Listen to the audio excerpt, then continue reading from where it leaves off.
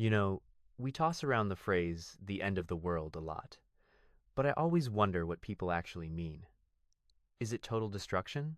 Like, boom, nothing left? Or could it be something subtler, like a quiet fading away, or even just forgetting what came before? I've always felt it's less about some dramatic explosion and more about a transformation. Like sometimes a world ends not with a bang, but with everyone moving on or losing the memory of what was. Think of forgotten civilizations. Their world ended, but the planet kept spinning. Exactly. And honestly, maybe the world has ended before, just not in the way we expect. Like, what if our sense of normality dissolves so gradually that we barely notice, until one day it's just gone? That hits home for me, especially when I think about big changes in history. Sometimes collapse is so slow that it becomes the new normal. It's only in hindsight we call it the end. That actually makes me wonder who gets to decide that a world is truly over. Is it history books? The people who survive? Or maybe just silence when there's no one left to remember? I love that question. I think sometimes we crave a clear ending like a line in the sand, just so chaos feels more manageable, but really, endings are messy. Maybe it's not even about who decides, but who's left to care, right? It reminds me of how we talk about extinctions. Some species disappear and nobody really grieves them. But does that mean their world ended quietly? Or did it linger on in ways we can't see? Or maybe the world ends not when the last survivor is gone, but when all meaning connected to it fades away. Like, if no one's left to tell the story, does the story still matter? Now, shifting gears a bit, do you think the end comes from nature itself? Or is it more likely to be something we humans engineer, whether intentionally or by neglect? I wrestle with that all the time. On one hand, nature has its own cycles, asteroids, volcanoes, that sort of thing. But lately, it feels like we're inventing new ways to bring about our own endings, with climate change or risky tech. Honestly, sometimes I worry that intelligence is a double-edged sword.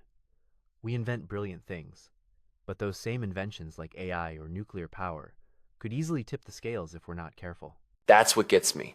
Are we smart enough to save ourselves, or just smart enough to speed up our own end? Sometimes the biggest threat isn't a sudden catastrophe, but the slow, boring unraveling we barely notice until it's too late. Funny you say that, because when people sense the end is near, whether real or imagined, they start acting differently.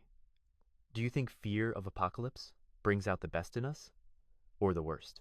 I think it's a mix, honestly. Some folks become more honest and compassionate, clinging to love and hope even when things look bleak. Others might use looming disaster as an excuse for cruelty or giving up on their values entirely. It's wild how quickly our sense of morality can shift when survival feels threatened. I sometimes wonder, if everything fell apart, would we still care about dignity?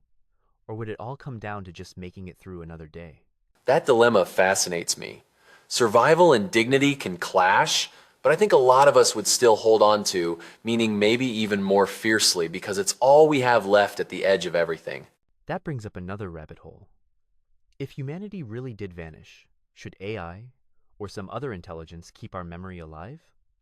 Or would it just be a record, with nobody left to care? What a strange thought.